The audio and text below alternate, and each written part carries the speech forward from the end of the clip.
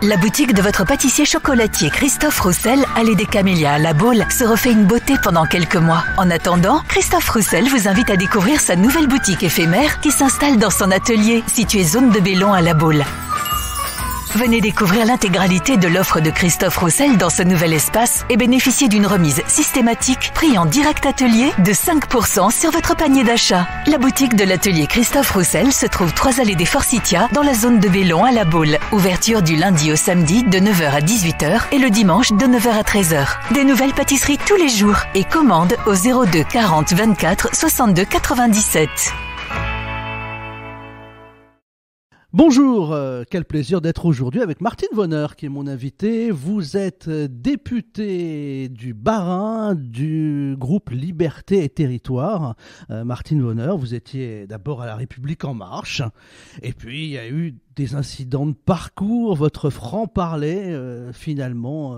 Vous n'êtes pas la seule dans ce cas parce que la liste semble s'allonger tous les 6 mois, a dérangé et puis vous avez été accueillie par ce groupe qui est finalement... assez particulier, hors classement politique, Liberté et Territoire, parce que vous avez des gens de centre-gauche, de centre-droite, des gens qui ne s'identifient pas, c'est-à-dire aussi bien des gens comme Charles de Courson jusqu'à Jean Lassalle, en passant par Martine Vonner. C'est ça, les Libertés et Territoires. On va dire que c'est un groupe technique. Tout à fait. Alors, bonjour.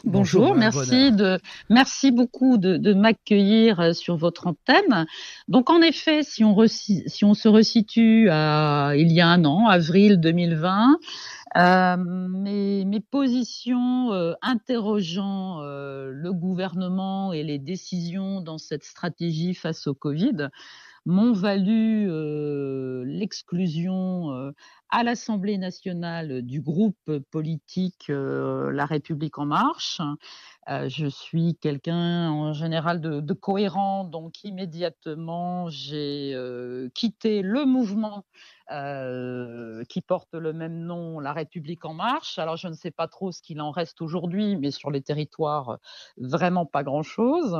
Donc là, nous sommes en fait, alors je disais avril, c'était tout à fait début mai, puisque c'est au moment où il a fallu voter le plan de déconfinement.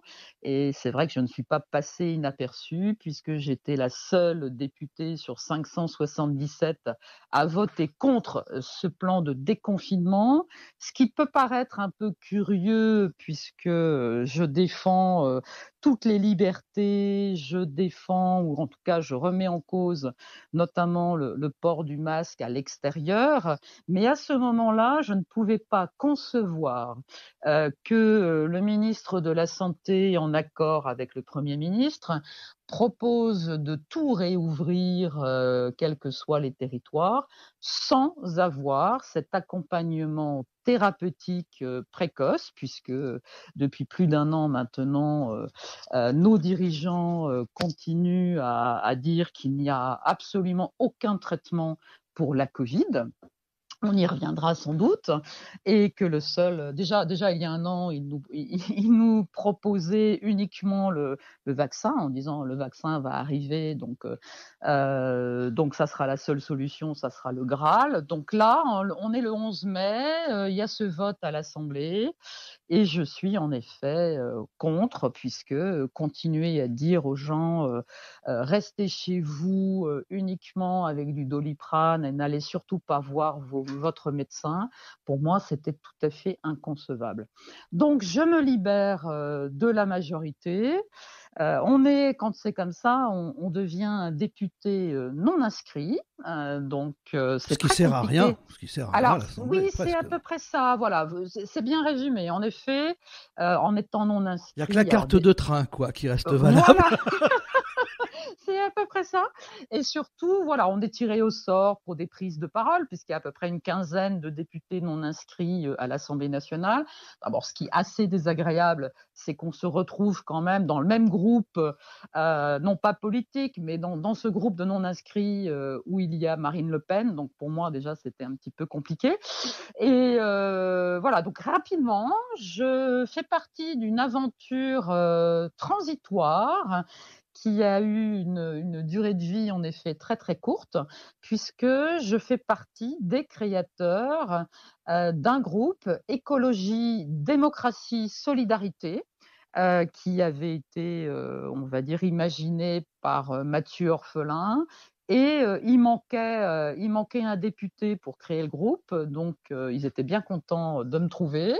Je fais partie de cette aventure qui a pris fin assez vite en septembre 2020 pour la bonne et simple raison que le lobby écologiste est tellement fort que je n'avais pas plus de liberté de parole dans ce petit groupe Écologie, Démocratie, Solidarité que dans la majorité, voire même plus.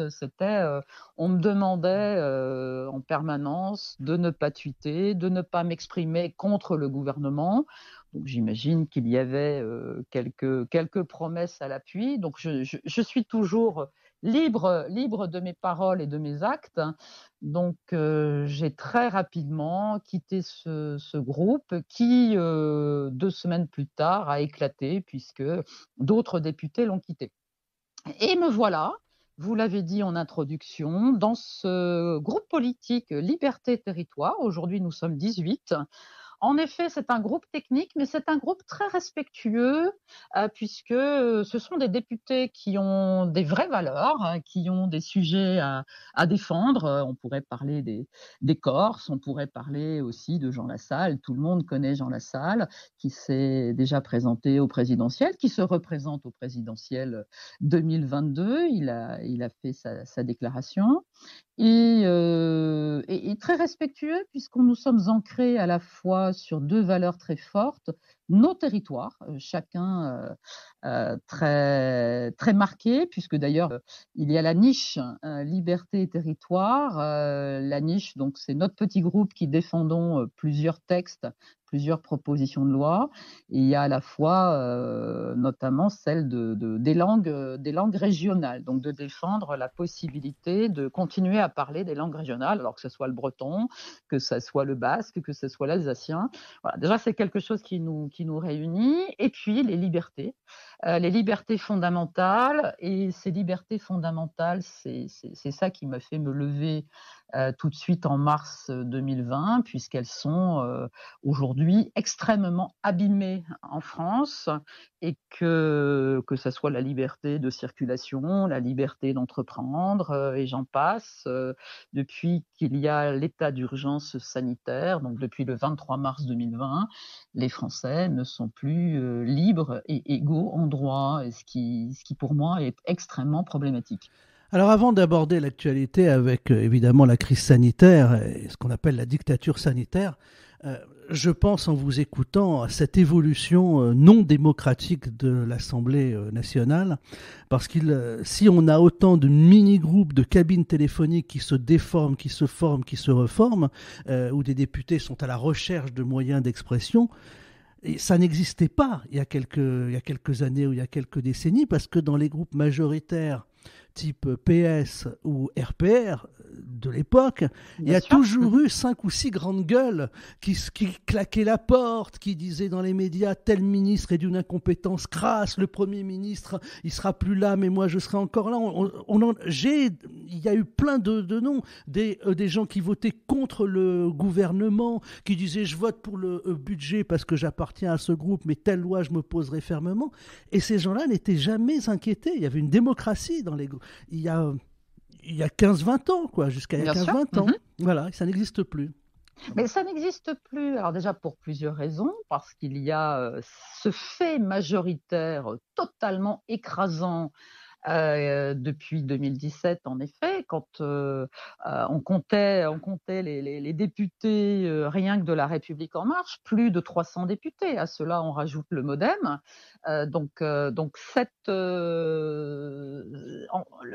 Depuis que les législatives et les présidentielles sont totalement en phase, je crois que ça a très fortement mis à mal la démocratie en France et le débat qui n'existe plus réellement dans l'hémicycle.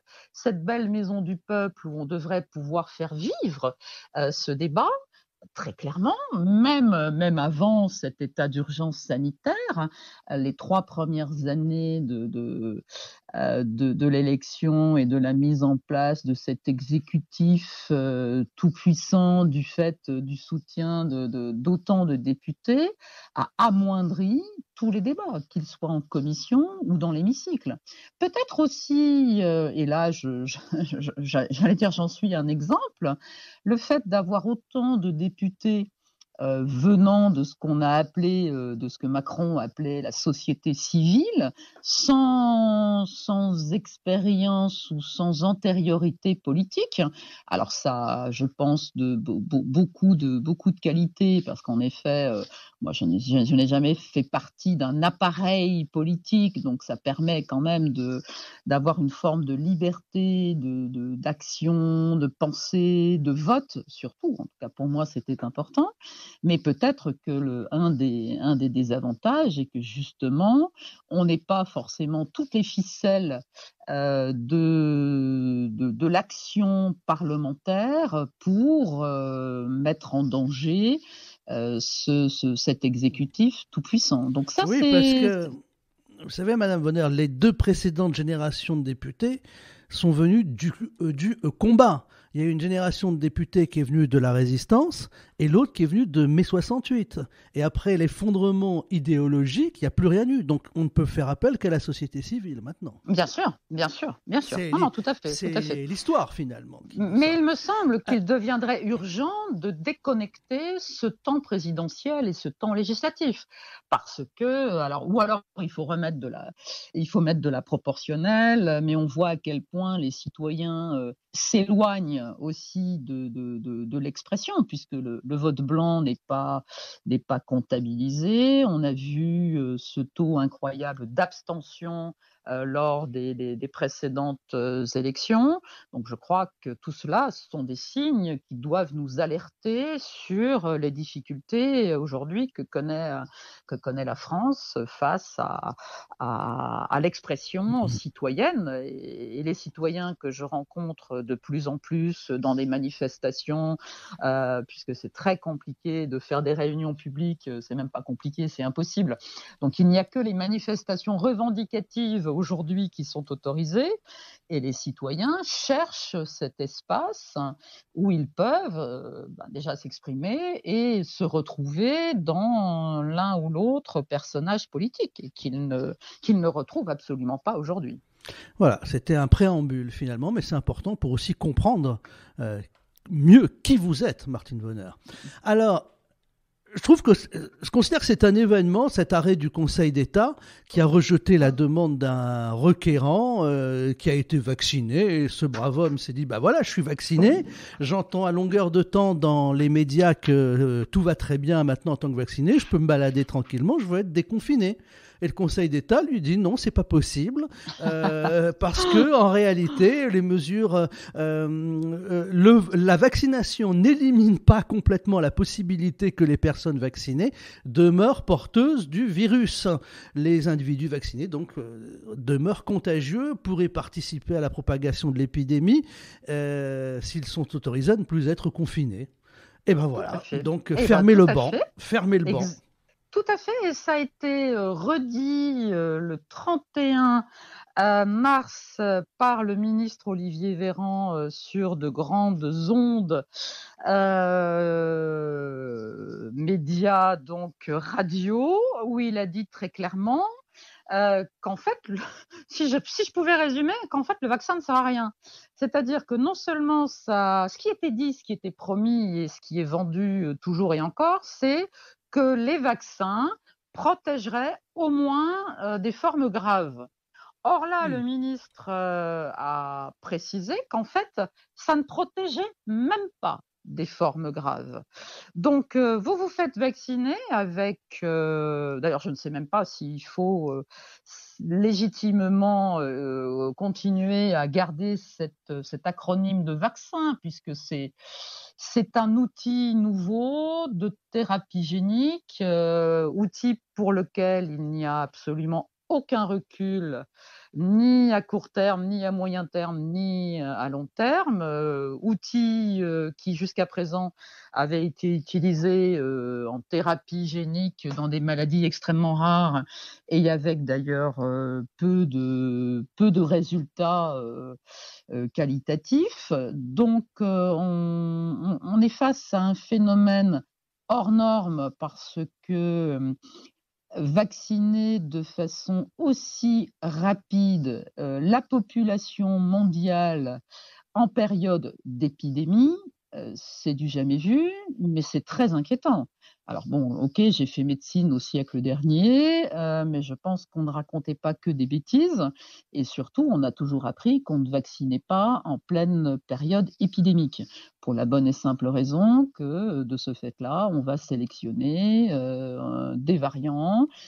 Cette pression vaccinale, va entraîner, des mutations, des résistances et on le voit d'ailleurs, déjà maintenant pour, des pays qui ont, un taux de vaccination très, très, très important. Je vais citer la Hongrie, je vais citer le Chili qui sont en train de reconfiner de façon extrêmement stricte.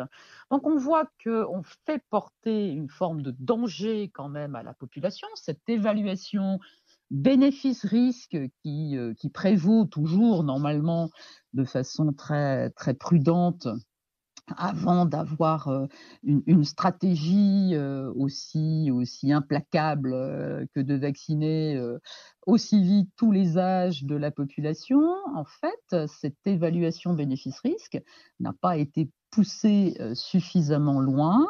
Et aujourd'hui, il me semble que le ministre de la Santé, la Haute Autorité de Santé, l'Agence européenne du médicament font prendre des risques à la population européenne et en ce qui me concerne, à la population française. Et pour revenir un tout petit peu sur cette nouvelle thérapie génique, j'aime toujours à préciser que je n'ai jamais été anti-vaccin parce que c'est facile de cataloguer les gens en disant oui, mais si elle dit comme ça, c'est qu'elle est anti-vax. Pas du tout. Moi, en 2018, Oui, mais vous savez, en France maintenant, que ça soit sur des thèmes sensibles, que ça soit la fiscalité, l'immigration, les vaccins, enfin peu importe, il faut être soit c'est 100% pour, soit 100% contre. La parole mesurée est automatiquement caricaturée. Exactement. Et cette dérive est absolument insupportable parce que là encore, elle ne permet pas le débat. Et j'aime toujours avoir des gens en face de moi qui sont pas du tout d'accord avec moi, mais on échange, on dialogue, on s'explique et surtout on se respecte. Et ça, actuellement, malheureusement, ce n'est plus du tout possible. Et d'être mise dans une catégorie d'antivax, je précise qu'en 2018, et d'ailleurs certains me le reprochent aujourd'hui, j'ai été aux côtés d'Agnès Buzyn pour faire rentrer les 11 vaccins dans la loi, mais parce qu'il y avait une condition qui était pour moi très importante. On était face à quelques cas de rougeole qui ont entraîné des décès d'adolescents. Donc ça, aujourd'hui, c'est plus admissible. C'est pas admissible de perdre des enfants alors qu'on a un vaccin, mais il était prévu, en effet, que si la couverture vaccinale atteignait de nouveau 85 ou 90%, les vaccins repasseraient dans des vaccins recommandés et non obligatoires. Donc ça, c'est important à préciser.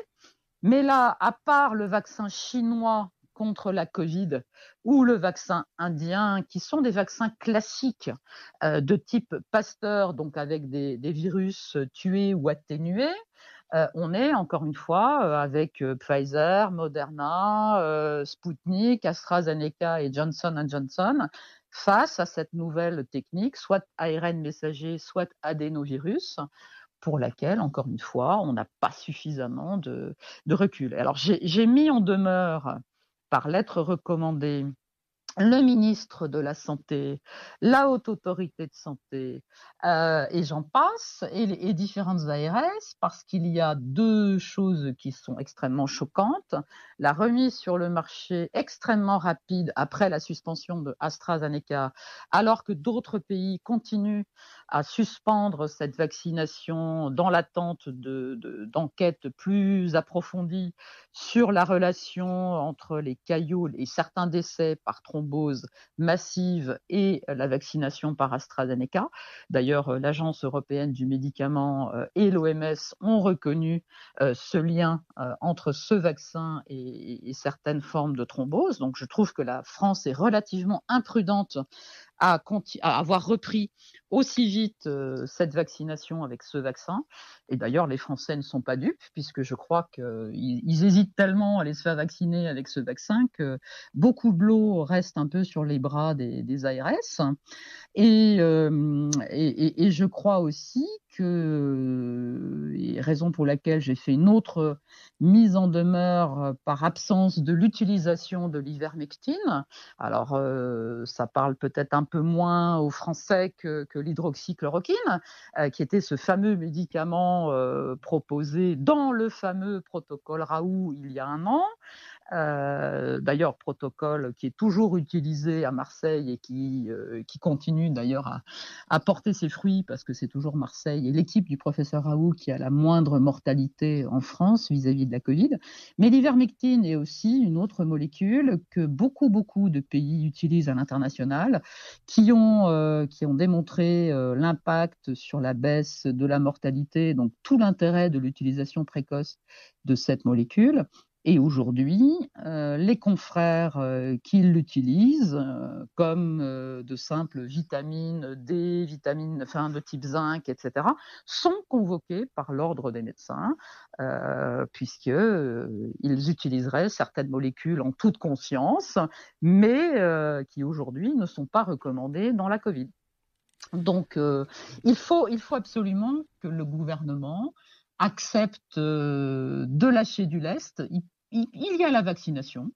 Les gens qui ont envie d'être vaccinés, il faut qu'ils aillent vers la vaccination, si ça peut les rassurer, etc. Mais il ne faut pas négliger, en attente que la population soit vaccinée, il y a des traitements efficaces et qui permettraient de soulager complètement l'hôpital public. Parce qu'aujourd'hui, qu'est-ce qui se passe? On est en train de sacrifier complètement notre hôpital public.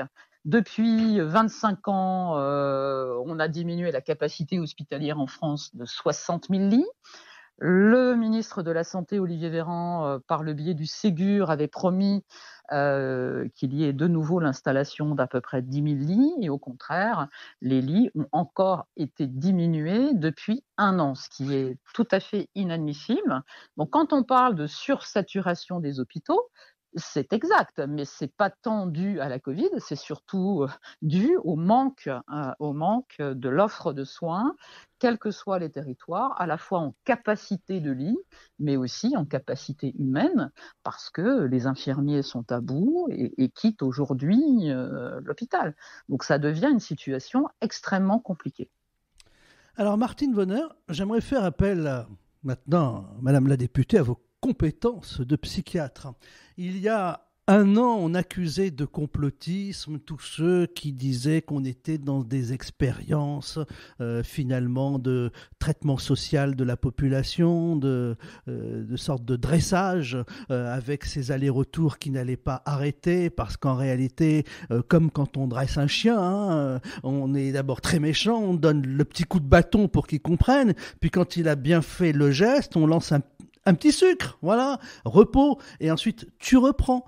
Moi, quand on m'avait dit ça, il y a un an, j'ai traité de complotiste la personne qui m'avait affirmé cela. Et pourtant, la personne m'avait décrit absolument, presque mois par mois, tout ce qui allait se passer un an plus tard. Comment analysez-vous ce conditionnement social, en gros, de la population sur le fait que la croyance des autres, tant qu'elle est majoritaire, renforce les croyances individuelles. Les gens ont davantage d'estime d'eux quand finalement, ils sont à la recherche d'une certaine estime et d'une reconnaissance. Quand ils viennent vous dire « je suis content, je me suis fait vacciner ». Voilà. Mais tout à fait. Alors, les gens d'ailleurs, les personnes qui se font vacciner sont tellement heureuses qu'on se demande même s'il n'y a pas un petit euphorisant dans le vaccin. En tout cas, En tout cas, ce serait peut-être un effet positif, parce que je trouve qu'en effet, parfois certains changent même de personnalité. En tous les cas, c'est assez plaisant parfois de voir certaines personnes. Mais plus sérieusement, ce qui se passe depuis un an, et j'aime souvent à dire de façon un peu provocante, que la seule chose que le gouvernement a réussi, c'est vraiment à diviser la population française et à faire peur, voire terroriser. Parce que quand vous interrogez encore aujourd'hui des personnes dans la rue, vous avez les 3/4 des personnes qui vous disent qu'ils vont mourir de la Covid et qu'il faut faire super attention. Et on a beau leur mettre sous le nez les chiffres qui sont quand même extrêmement parlants, d'une mortalité très très très très faible. Ils n'en croient pas à leurs yeux, et ils continuent à être persuadés qu'il faut vraiment faire très attention. Ce qu'il faut faire. Moi, je ne dis pas qu'il ne faut pas faire attention et qu'il ne faut pas se laver les mains et qu'il ne faut pas mettre respecter un masque les gestes barrières, voilà, et puis respecter les rouler gestes des pelles barrières. à chaque coin de rue, évidemment. Voilà, Mais exactement. c'est une logique implacable, ce que vous dites. Voilà, notamment dans les transports en commun qui sont surbondés à Paris, en dehors des périodes de confinement où tout le monde est en télétravail, où tout le monde a pris quelques kilomètres pour aller se mettre au vert. Mais bien évidemment, il faut respecter les gestes barrières. Mais il faut aussi raison garder, et je crois que cette ingénierie sociale que vous avez très très bien décrite de façon pavlovienne, avec une tentative de dressage, peut-être qu'aujourd'hui, elle montre ses limites. C'est-à-dire que cette déstabilisation, il faut des masques, puis pas de masques, vous avez le droit de sortir à 1 kilomètre, à 100 kilomètres, à 10 kilomètres, les couvre-feux, tout cela d'ailleurs qui n'a jamais été ni débattu, ni discuté à l'Assemblée nationale. Bien que vos auditeurs comprennent que ces débats n'ont jamais eu lieu et que les parlementaires ne sont vraiment plus un contre-pouvoir. C'est-à-dire que l'état d'urgence... Oui, Jean-Carl Grelier nous a expliqué ça il y a quelques mois de façon très claire. Voilà. La démocratie est entre parenthèses pour l'instant. Tout à fait. Alors, ce qui pourrait être entendable face à une pandémie qui aurait, de type Ebola par exemple, une mortalité à 30%. Parce qu'après tout, il y a un an, on aurait pu imaginer, le gouvernement prend des bonnes mesures parce qu'on ne sait pas quelle est la dangerosité. Or là, avec le recul très rapide, on peut constater que toutes les mesures sont totalement disproportionné. Et j'insiste là-dessus. Et encore aujourd'hui, ce confinement tel que le gouvernement l'impose n'a aucun sens. On a ce recul aussi vis-à-vis d'autres pays qui ont fait totalement différemment et qui ont de nettement meilleurs résultats qu'en France. Donc je crois que ça, c'est véritablement quelque chose qu'il faut garder à l'esprit. Et pourquoi je disais, je pense que l'ingénierie sociale commence à trouver ses limites, parce que les Français n'en peuvent plus, parce que c'est bien beau cet accompagnement social et financier avec le chômage partiel, avec les plans garantis par l'État, mais ça aussi, ça a ses limites. Il y a un moment, quand vous ne rentrez pas de chiffre d'affaires et que l'horizon assez à moyen terme va imposer des remboursements, etc., les Français commencent à avoir peur. On voit ceux qui perdent leur emploi, on voit les magasins qui sont en liquidation, on voit en discutant avec la Fédération des restaurateurs, et je suis en contact aussi avec un collectif qui porte un nom d'ailleurs assez dramatique, le collectif des pendus, mais c'est tous les restaurateurs et les commerçants qui sont aujourd'hui réunis et qui se battent pour ne pas mettre la clé sous la porte. C'est absolument terrible et ça va aller de mal en pis. Le président a promis des réouvertures en tant que possible mi-mai, mais ce sont des choses qui restent très très floues et plus personne ne fait confiance dans ce gouvernement. On voit très bien à chaque fois, ils se sont pris les pieds dans le tapis, c'est véritablement on fait un pas en avant, 2 pas en arrière et 3 de côté. Donc tout cela entraîne réellement une forme d'insécurité. Et on voit de plus en plus sur les territoires des manifestations revendicatives, des gens qui descendent dans la rue pour prôner de nouveau les libertés. Et je crois que le gouvernement devrait être très attentif à cela. Je ressens un petit peu ce qu'on a vécu en 2018, hein, au moment du début du mouvement des Gilets jaunes. Sauf que là, ça va être beaucoup plus fort, beaucoup plus puissant et beaucoup plus de Français sont aujourd'hui concernés. Vous citiez tout à l'heure ma qualité de psychiatre. Je suis effrayée par le mal-être, hein, des individus, par le nombre de tentatives de suicide et de suicides Et de malheureusement. pensées suicidaires. Et de pensées suicidaires, tout à fait, et de suicides malheureusement réussis, y compris chez les enfants. C'est une grande première, ça ne s'est jamais vu. Des tout petits, 8 ans, 9 ans, 10 ans, qui parlent de la mort. Les services de pédiatrie et les urgences pédiatriques sont submergés par des enfants qui arrivent, mais pour des motifs psychiatriques. C'est véritablement quelque chose d'assez inédit. Et les Français, globalement, qui ont toujours été les champions de la consommation des psychotropes, là, ça a fait un bond de 30 sur les anxiolytiques, les antidépresseurs, les médicaments pour dormir, les hypnotiques, et toute une frange de population qui n'avait jamais consulté en psychiatrie. Donc là, c'est extrêmement inquiétant, mais on n'en est qu'au début. C'est cette phase qui sera une phase post-traumatique, risque d'être très longue et les dommages sont absolument énormes. Ce que je reproche, c'est qu'à aucun moment, alors on a évoqué l'absence de débat, mais l'absence de réflexion éthique. Puisque cette marche en avant, cette fuite pour protéger, hein, soi-disant, les plus vulnérables, on peut imaginer que ça a du sens, mais quand cette idée est partagée par l'ensemble de la société et qu'encore une fois, on pose les choses de façon très claire avec des choix entre le sanitaire, l'économique et social. Parce qu'aujourd'hui, les morts économiques et les répercussions sociales sont en train de faire beaucoup plus de dégâts que les morts directes de la Covid. Alors, c'est terrible de dire des choses comme ça, et je suis toujours très respectueuse, bien évidemment, de toutes les familles qui ont perdu quelqu'un ou des soignants qui Vous voyez sont à quel toujours en point première ligne. on est dans une sorte de tyrannie sémantique, parce qu'il est évident que vous n'avez aucune joie à voir des gens mourir de la Covid. Il est évident que vous ne contestez pas le fait que les personnes les plus fragiles sont mortes de la Covid, mais on a le package sémantique obligatoire. Vous dites qu'il va y avoir beaucoup de morts à cause des suicides et de la crise économique, et voilà, on est obligé de rajouter un paragraphe. Bien entendu, j'ai de la compassion pour ceci et cela. Mais c'est évident. Alors que c'est une évidence. Là, c'est une porte ouverte. Bien sûr, c'est une évidence, mais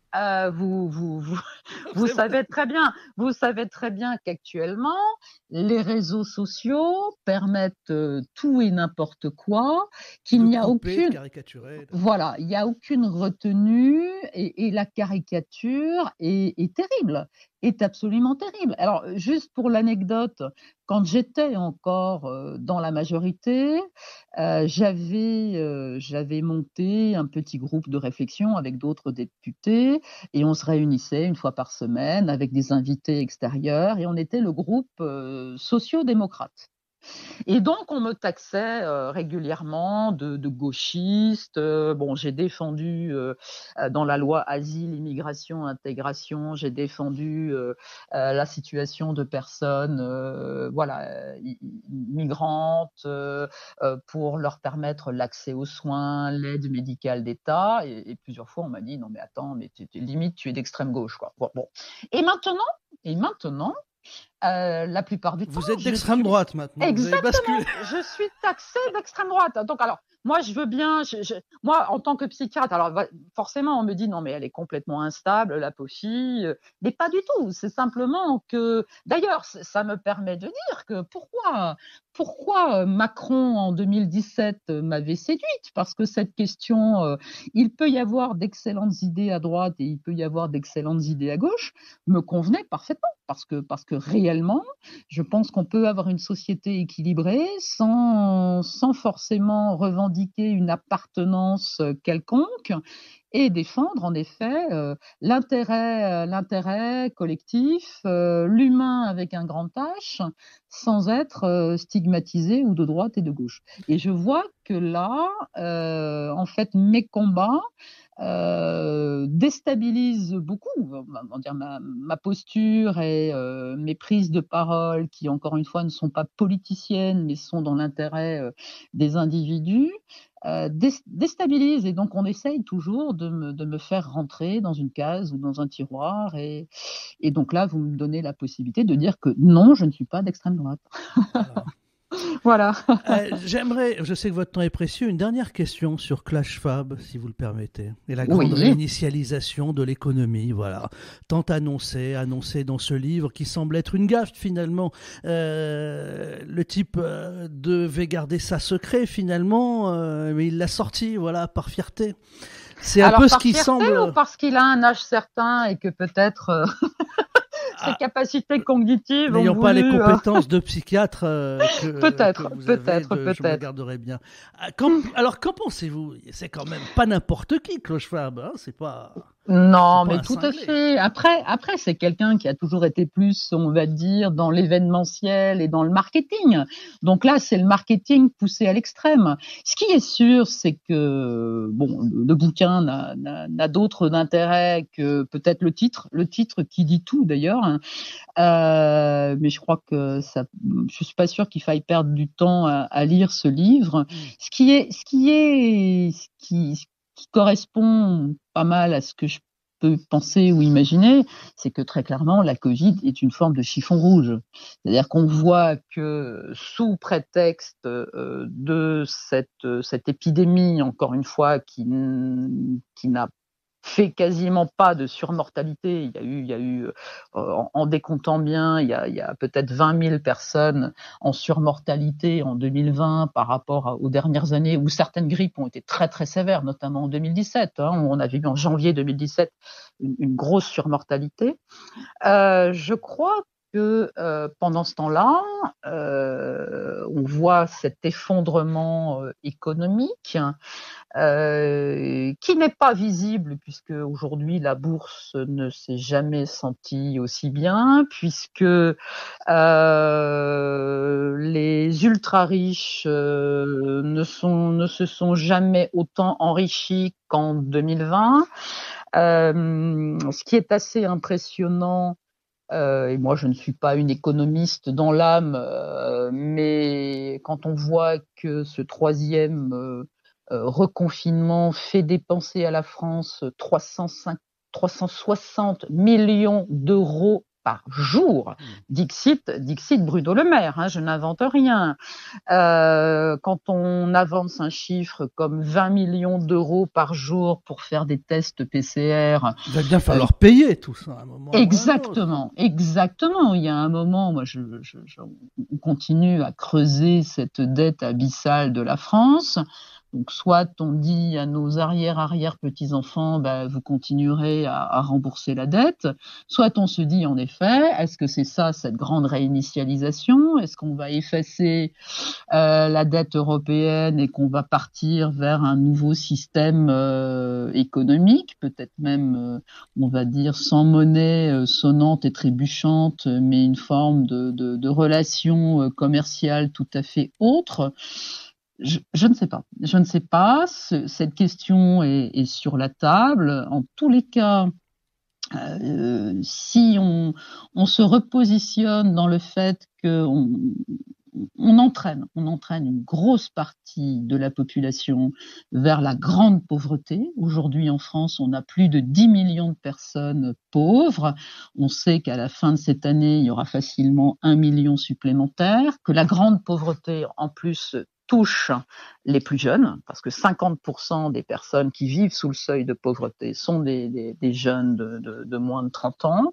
Donc c'est absolument terrible, Et très concrètement, dans l'absence de débat et simplement des rallonges au projet de loi de finances que nous avons fait en permanence, forcément les yeux fermés et le doigt sur la couture du pantalon, c'est absolument insupportable, puisque cette marche en avant vers une forme de dégradation totale de la capacité de financement effraie en tout cas tous ceux qui ont du bon sens. Certaines personnes, beaucoup plus que la Covid elle-même. Tous ceux qui savent compter, grosso modo. Ah bah c'est clair. Voilà. C'est clair. Merci Martine Vonner. Voilà, c'était passionnant. Je rappelle que vous êtes députée du Bas-Rhin, voilà, Libertés et Territoires. Je voudrais finir parce qu'on a des voisins, on nous écoute à Vannes, donc on peut aller pas très loin, on va vers Quimper, ensuite à Quimperlé. Vous serez ce dimanche 11 avril au Parc Bel Air pour une manifestation Protégeons nos libertés avec Maître Carlo Brusa. Donc ça va, voilà, vous allez venir en Bretagne, c'est fantastique. Tout à fait, je traverse la France pour une manifestation revendicative, donc tout cela est parfaitement autorisé. On va mettre ça sur le site internet. Alors justement, on peut aller à une manifestation à plus de 10 km. À partir du moment où la manifestation est autorisée par la préfecture, ça fait partie des dérogations qui permettent de se déplacer au-delà des 10 km autorisés. Donc même ceux qui nous écoutent à Nantes, à Saint-Nazaire, à La Baule ou à Guérande peuvent faire 1h30 de route et aller à Quimperlé totalement légalement. Simplement, il faut prévoir de partir plus tôt pour être dans les horaires de couvre-feu. Hein. Voilà, en effet.